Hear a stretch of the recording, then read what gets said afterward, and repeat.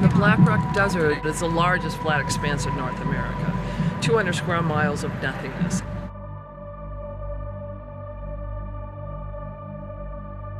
Once you experience the vastness of the Playa and Burning Man, you go, I got to do something big. Once I discovered Burning Man, it opened up my whole kind of idea of what you can create. The Black Rock Desert, north of Reno, has been home to Burning Man since 1990. This dry lake bed, known simply as the Playa, invites many people to push the boundaries of their imagination and expand their horizons. Every year, this event transforms lives and inspires the creation of thousands of works of art. And each year, the art of Burning Man is finding homes in communities around the world, changing landscapes and expanding the definition of public art.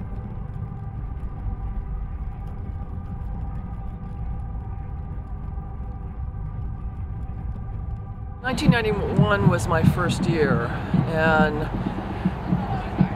we were not trying to create a movement. We weren't trying to change culture. What we discovered on the Black Rock Desert, this most amazing creative expression of people coming together with boundless energy, and there were no parameters. Nobody said, go do this. One person brought something, and another person, 5 more people did something else. So there were no rules necessarily, except how people come together and camp together and manage that kind of energy. When I first started to go to Burning Man, it looked like a big work camp to me. Eventually, I got out there and the week started to progress, and art cars and people and art, they brought their stuff out. And I just thought it was so far-fetched. And then it dawned on me, I was like, well, I guess it's okay to do this. I could go build and do whatever I want. I mean, it's so, as an artist, it kind of got me unblocked. We have entered the medium times. We have entered the mid times. Your preparations are finished. All the hard work, all the labor, all the slaves, all the blood, sweat, and piss that came out of your pores during the hardest part of your life. Now, the work pays off. Now the times begin. Now we all begin to see the fruits of our labors, like a tortilla we put in the oven months ago and forgot, left it on a low heat, it baked and it fried, and now, my friend. My first year on the Playa was in 2000. I went out because I had a couple of free tickets, and I went out with my ex-husband, and we just went for the day. It was real small back then, and you could pretty much see all of the art in just a few hours with a mountain bike, and then stop and have some lunch and go through all the theme camps and see almost all of the real estate, but not all of the festivity, but do it in a day. We loved it so much, we decided that instead of just being spectators, we would start doing something to give back to the community. And so we built our first art car. The creativity with art cars and with art installations just started coming together, and we realized we had to create guidelines for that. We had to create a formula. How do we support this creative spark? To help support that creative spark, a group was created to help coordinate and support the artists at Burning Man. In the year 2000, that team became known formally as the ARTery. Now I work for the ARTery, so I get out there early and help the artists that are coming out from all over the world, and we help place their art on the Playa by GPS. We greet the artists and help them with anything that they need help with as far as flame effects or heavy equipment. Burning Man has a really good install support system. They have heavy equipment that you get in line for basically, and they'll come out and move your big pieces around. They have trenchers, they have almost every piece of equipment you need to install something like this. And they come in a timely manner, and they're all friendly and professionals. And the ARTery is where you go if you need to organize that heavy equipment. When artists come in, they're greeted and they're checked in through our concierge section over here. From there, they go to art support services, or if they're a fire project, the fire art safety team. So we show them where they are on the map, and then the person who is in field ops actually takes them out to the playa and shows them exactly where their spot is on the playa. So we don't accept any rogue art. People can't just put their art out there. Everything is kind of pre-planned, and/or we do take walk-ins, but when they come in, they go through that same process, and then they're taken out and given a specific GPS location. To help foster creativity, grant programs were created to help fund art both on and off the playa. In 2001, the nonprofit Black Rock Arts Foundation was formed. By 2014, that organization was transformed, becoming Burning Man Arts. The artists that get grants submit a letter of intent, and that's in January. And out of the letters of intent, we actually select about, let's say there's 500 letters of intent, then 300 of those artists are actually invited to apply for a grant, and then out of those 300, we actually granted 60. A lot of those artists who didn't get grants still want to bring their art out to the playa so they can pre-register their art, and they're self-funded, but we try and support them with tickets, early arrivals, resources, and things like that. Over the years, Burning Man has increased their funding for artists, so when there's more money, the art gets better and there's a bigger budget for people to create with. It is unbelievable that they can do this in the desert. The quality of the artworks are outstanding. I've never seen anything like this in the world.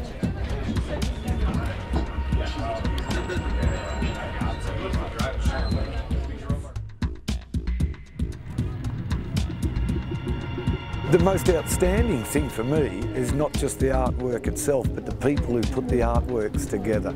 I've met the most beautiful people on earth here. All, I think, because they're like-minded. They love art, no matter what form or shape that it comes in. So I think that commonality about the love or appreciation for the art has just been a beautiful thing. And that's why people keep coming back.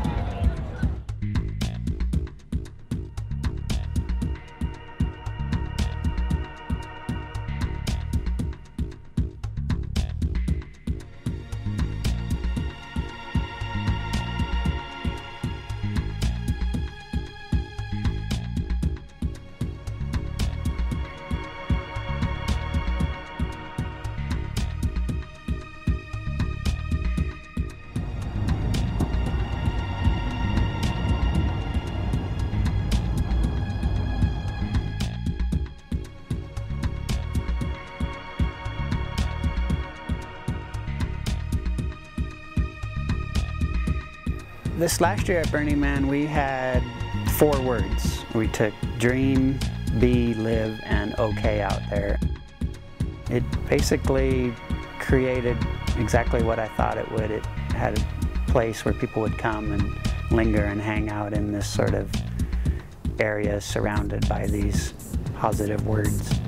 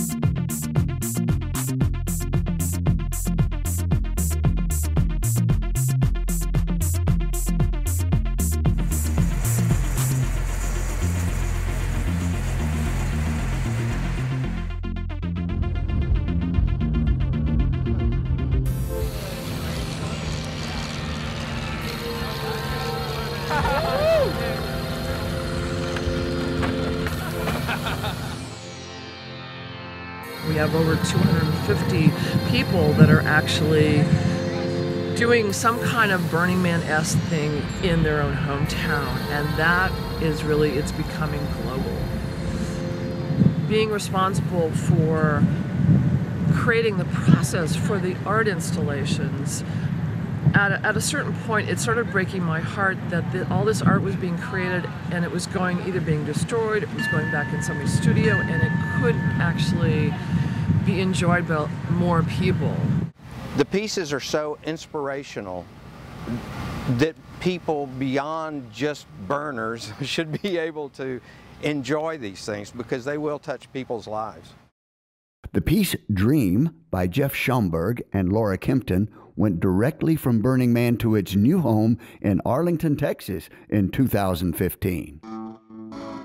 Arlington is located right in the middle of Fort Worth and Dallas. We are 15 miles from the downtown of either one of those. Arlington is about 110 square miles, a little over 380,000 residents. We're the home of the Dallas Cowboys, the AT&T Stadium. We're the home of the Texas Rangers baseball team. We're the first location for the Six Flags amusement park. And it is a great place for people's dreams to come true. We're the home of UTA, which has over 60,000 students. So a lot of people come here for their dreams to come true. We have a pretty flourishing art scene. You know, we have symphony, we have jazz orchestra, we have theater, we have dance. We have the Arlington Museum of Art that brings in a lot of international exhibits. I mean, there are a lot of things art-wise in Arlington. But because we're smack dab in the middle of the Metroplex, right between two major cities in this country, people kind of forget about Arlington a little bit. You know, we are really trying to kind of bring Arlington out of the shadows. My goal is to have Arlington set aside from neighboring cities, and hopefully we can be known as the city of sculpture and light. Jeff has been here for a week during this installation, and Jeff is great to work with. He's great under pressure. We just get things done. He has a willingness to do what is necessary to get the job done, and that has been necessary during this installation. It has not been without a few of our hurdles, but it's been because this was the first time we've done it, and it's been a learning experience for us.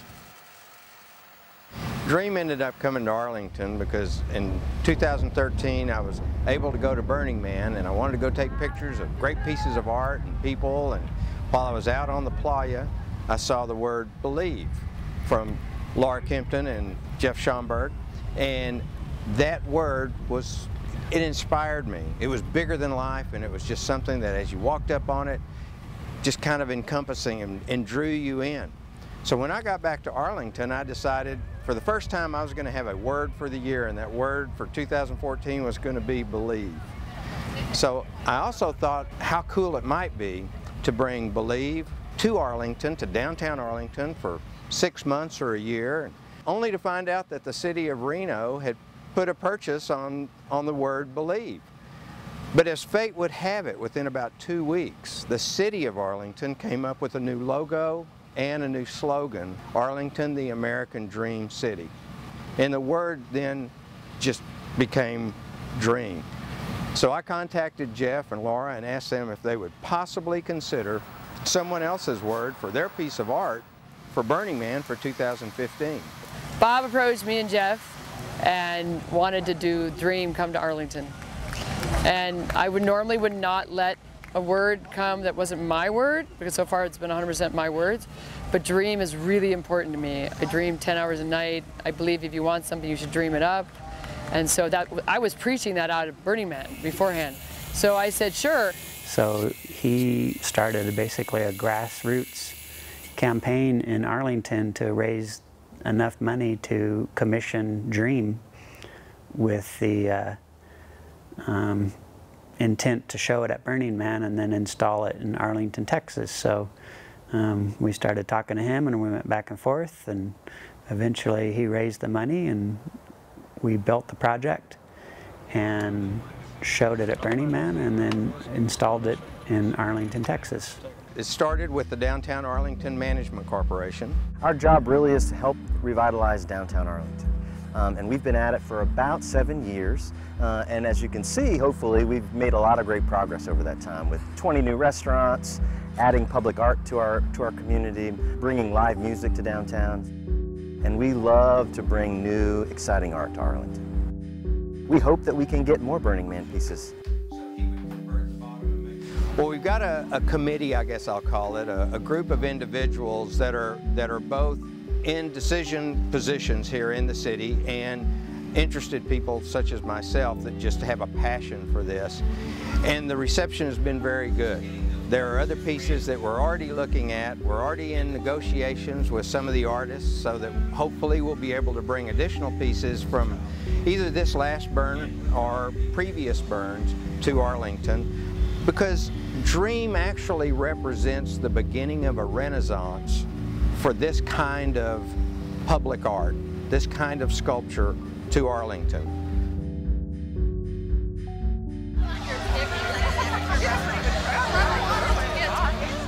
Yeah, we got some fellow burners around here.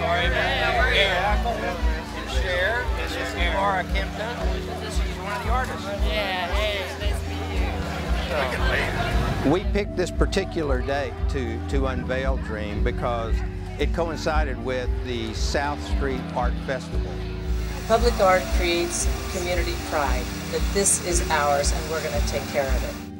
It's an exciting time in Arlington, and we believe that Dream will benefit our citizens by enhancing the surroundings and lifestyle within the community and serve as an inspiration to all those that dare to dream in the American Dream City.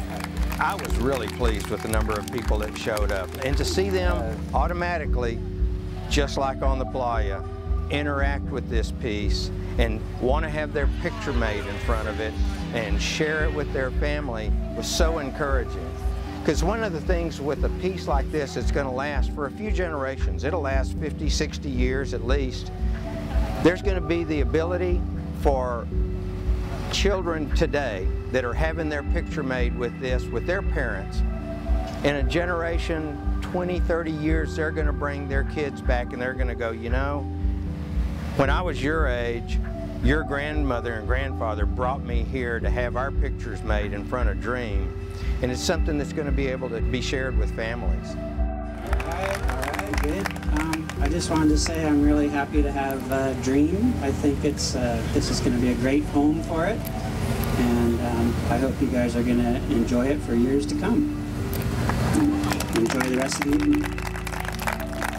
The day after the piece was placed, I went down there to check on a couple things, and about 5 busloads of college students showed up and all gathered around Dream and took a whole bunch of photos and then disappeared. It's a downtown destination for people to come and take photos with, and picnics, and yeah, it went real well. So no matter what the social media is, in the year 2030, 2040, there's going to be people having their photographs here in front of Dream, posting it, saying, I found my dream in Arlington, Texas. Bob Pruitt has talked to me for years. We've gone back and forth about actually when I bring some sculptures from Burning Man to Reno, can he then take them from Reno and bring them to Arlington? If it's successful in one city, which I think that's what we're doing in Reno, is that we can show that you can successfully install and have temporary art installations, then it's easier for somebody like Bob in Arlington to be able to create the same thing. So the idea behind the Gateway project is that we're trying to annually take some of the smaller projects from Black Rock City and bring them to Reno to create that kind of Black Rock City experience. Pentamonium was the first one we did, and that was last year, and so we just raised enough money to bring Pentamonium and put it at the Lear Theater in downtown Reno. I wouldn't be here if it weren't for the advocacy of Maria Partridge, and so I met her at Burning Man, and she was my advocate there, and so The piece I did caught their eye, and I got some notoriety on that. And she was the one who first suggested that I tie in with this event this year. This gave me the opportunity to build something for Burning Man and then share it with the community and find a home for it. It's a new day in Reno, you may have noticed. And what we're trying to do is take arts to the next level. We want to be known as Art Town all year round. The main reason I do this is to entertain myself. I have a low boredom threshold, so I have to stay entertained. But I like to be able to share these things, and I particularly like to see people's eyes light up, bring out that childlike nature.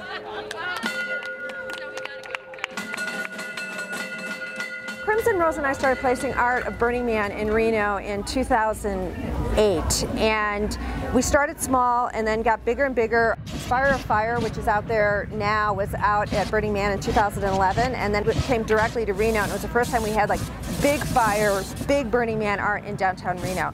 So we've changed the fire laws. We have a relationship with the fire marshal, the police department, the building department. So it really taught us how to work with what we have here in Black Rock City, and then how do we translate that into an urban environment. And the city has really embraced it. The city of Reno has purchased the piece, Believe.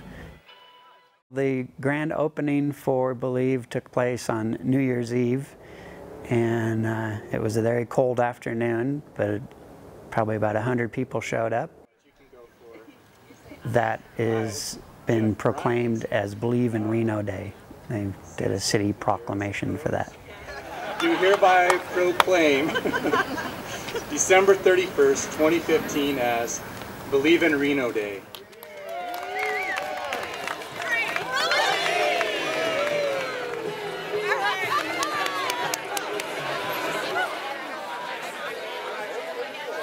Reno's a really unique place because it's in the process of reinventing itself.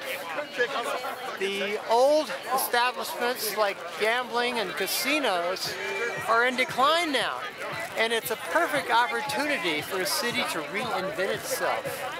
And art is such a big part of that, so I think it's very exciting.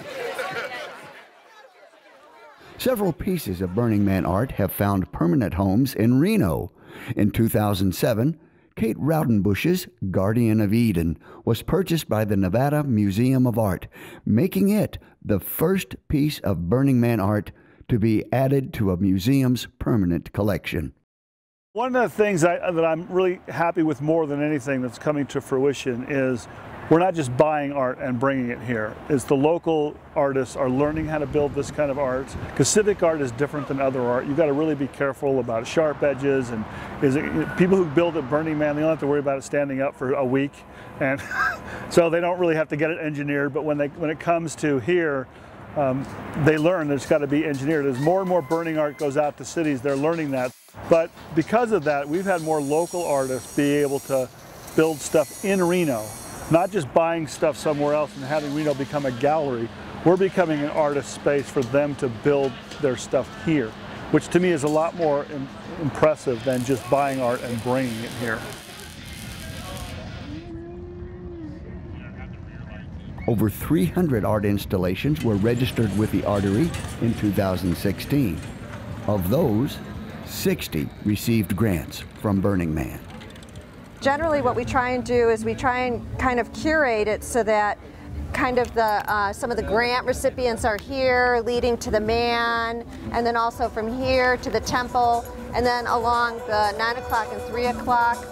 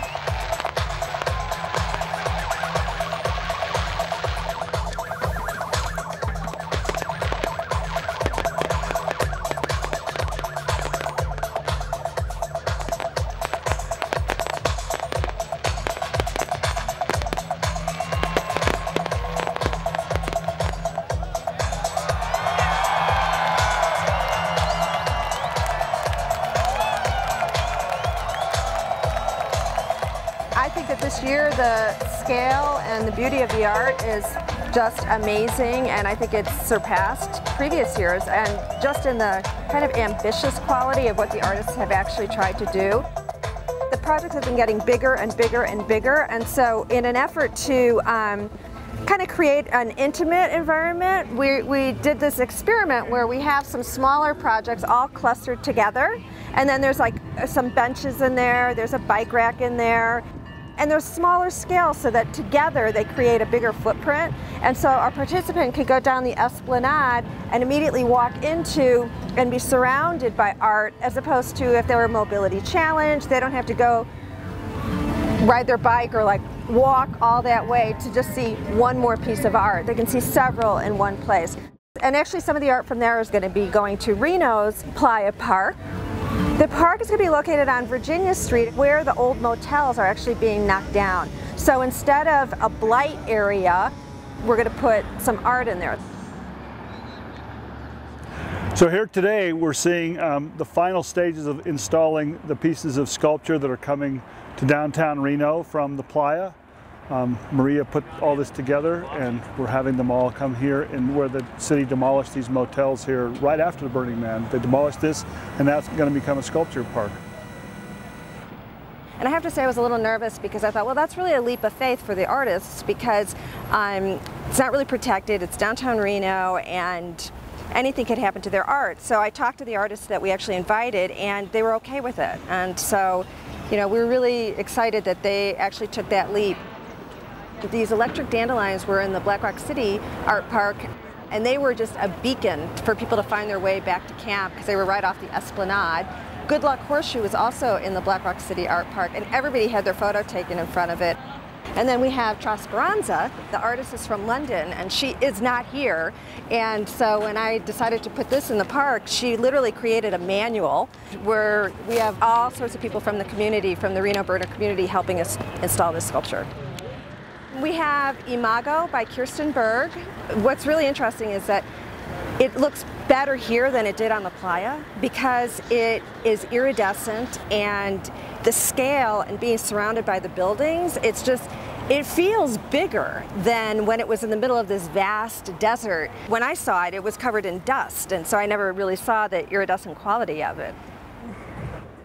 Yeah, none of this can happen without the entire community stepping in. I mean, whether it's people donating paint or hotel rooms or equipment, manpower, we couldn't do it. We just couldn't do it without the whole community. One of the most prominent examples of Burning Man's impact on public art can be seen in the event's hometown of San Francisco. Nearly 2 miles long, the bay lights adorn the western span of the Oakland Bay Bridge. The project's creators attribute experiences at Burning Man as influencing their design. With 25,000 computer-sequenced lights, this work of art is the world's largest LED light sculpture.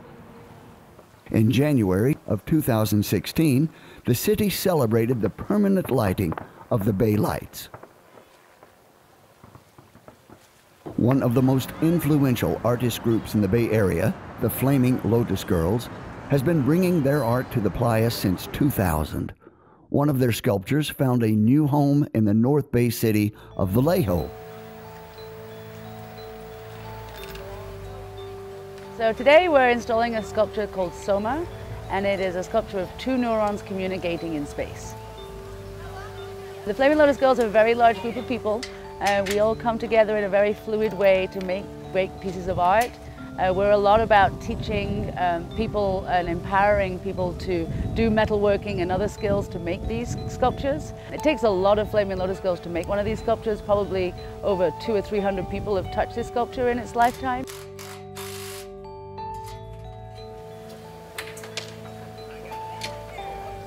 Soma was made in 2009 for Burning Man.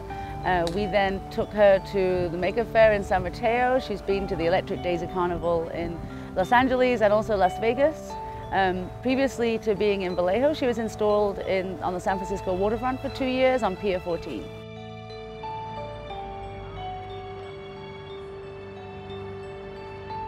The Flaming Lotus Girl sculptures live in 40-foot shipping containers. A few of our sculptures are in 2 40-foot shipping containers, and what we do is we put them away in the container and then they live in a storage yard. The Flaming Lotus Girls is so great because we have a group of different people with all different kinds of skill sets. So we have the people who come up with the ideas, and we have the people that organize them, and we have the people that tell them that it's not going to fit in a 40-foot shipping container and therefore they need to make it smaller, like me. So there's a lot of energy here, and I mean positive energy, and I think Soma being here on the library lawn reflects that.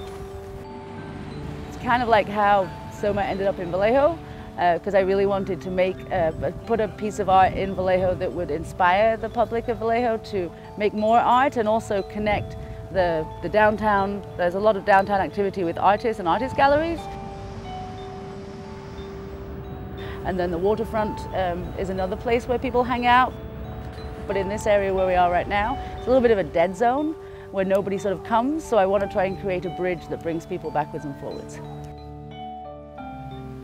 So the process of getting public art into cities is kind of very much similar to trying to put a building up. So you have to fit your sculpture into a building permit, encroachment permit type model, which can be a little tricky. You definitely need the support of city staff, which I have here in Vallejo, to help you get through that process. For 2 years, we get to have Soma, but wouldn't it be wonderful to have more Burning Man art rotate through the same area? Maybe another Flaming Lotus Girls piece would be great. It's good for a city to have art. Now, after countless hours of planning and preparation, Reno's Playa Park is ready for dedication. The grand opening of the Playa Park is incredibly exciting. It's the whole thing that I've always talked about, just sharing our culture, and it's just so exciting to be here tonight and have this cultural collaboration happening between Black Rock City and the city of Reno. I'm just thrilled.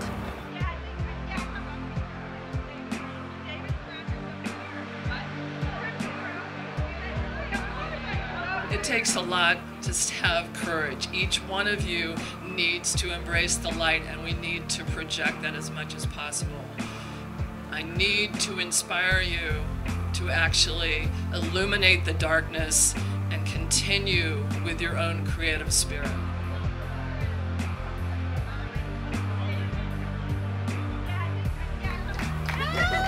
I proclaim that Reno's Playa Art Park is open.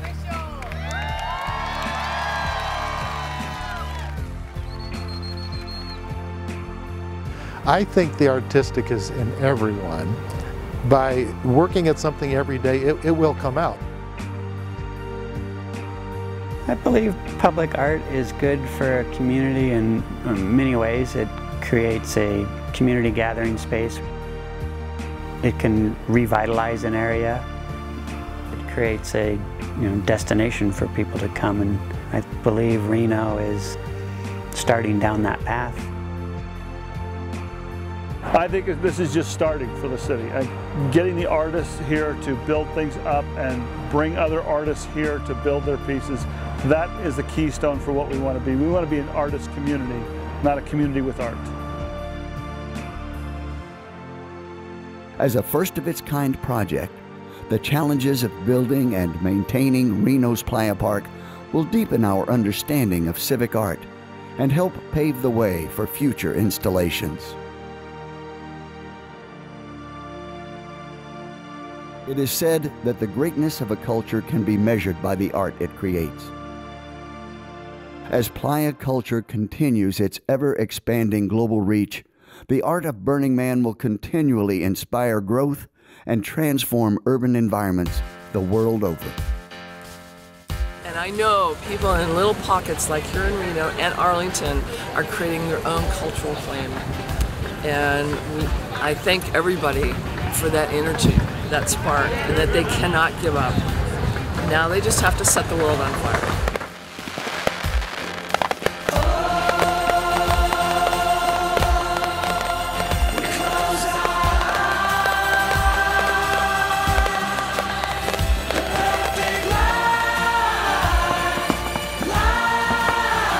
All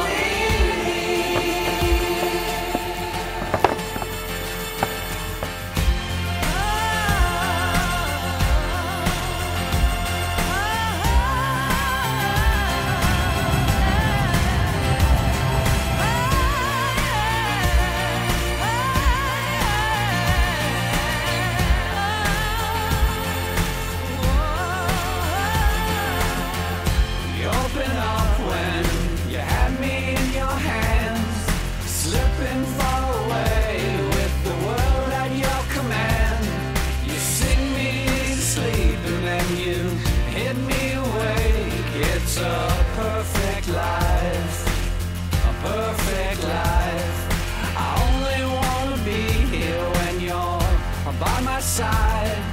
Oh, I believe now, I love you till I die. You will sing me to sleep.